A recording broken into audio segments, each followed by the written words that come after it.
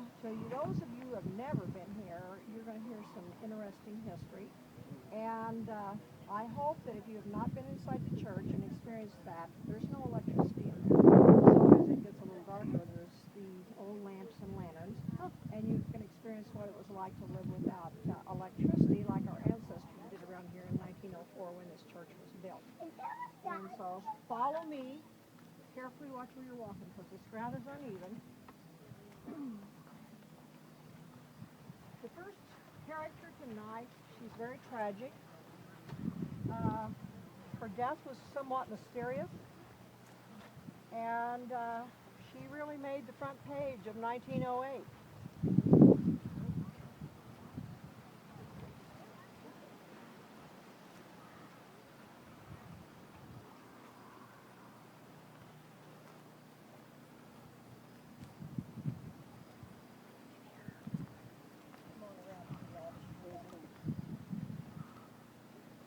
Meet Laura Dolly Seabury.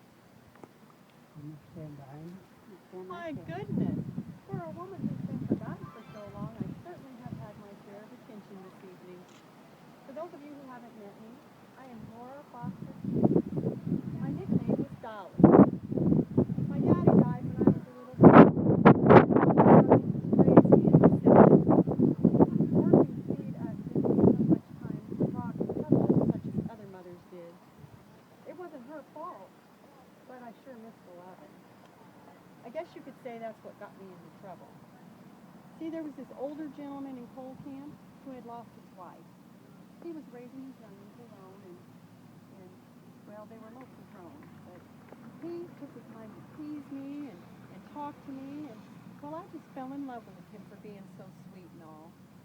He didn't call me Laura like the others did. He called me Doll or Dolly. He said on account of I was so pretty. Not to brag, but I was about 3 years old. I don't think Ma or any of the council thought too much about our friendship, if that's what you want to call it. What with him being older and young and all. But they should have, because I wound up in the family way. Mr. Seabury, John that is, right away married me. Ma was tore up about the situation, but marriage to an older gentleman was better than a baby being born on the wrong side of the blanket, if you know what I mean. There was a lot of talk around town, but it finally died down after something else caught the gossipers' attention. The lead mines were going into Houma. That was big business in those days. John and I got one of those company houses because John cut timber for the mines. On the side, he would cut fence posts and stove wood and even railroad ties if the tree was good. Many times I would run my end of the crosscut saw. It took 2 of us to do that. My husband was old enough to be my father, but we had a good marriage. I suppose if I'd have played my cards right, I could have got some young gentleman with a position in the community. But John and I had 5 sweet children, and for the most part, I was happy. I could never imagine the trouble my dying would cause my poor husband. It was a big front page story, and he was suspected of murder. Who would think that of my John? It was a warm summer day in August 1907.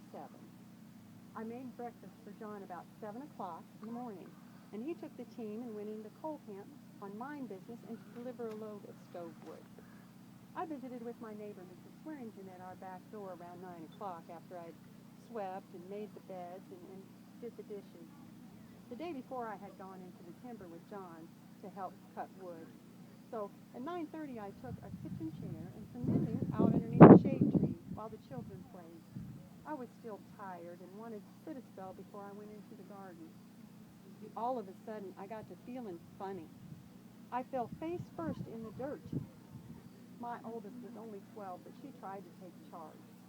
But when she rolled me over and saw the frothy blood on my lips, she right away called for Mrs. Swearingen. Other neighbor ladies tried to come and help her to see what they could do. They called into Coal Camp to find John and the doctors. The doctors were on mine business. Someone sent to Lincoln to find Dr. Jones. Well, by the time Dr. Jones and John got there, I was long gone. Of coroner was called and an inquest was arranged right away. Everyone thought John had poisoned me for some unknown reason.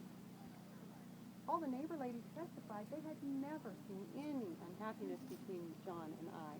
And Dr. Jones told that after examining my body for bumps and bruises and checking my breath for poison, they could find no other cause of death except for natural. I died on a Saturday, and by Sunday they had me here. It was a hot summer and no way to keep a body in those days. My obituary concluded what a sad case it was, leaving a bereaved husband and 5 orphans, one only 2 months old, and my poor mama. But life goes on. If you don't believe anybody can be replaced, just look around here. I laid here a long time without a stone. Then some of my kids' offspring brought this one so I wouldn't be completely forgotten. It was awful nice of them to put Dolly on it, don't you think?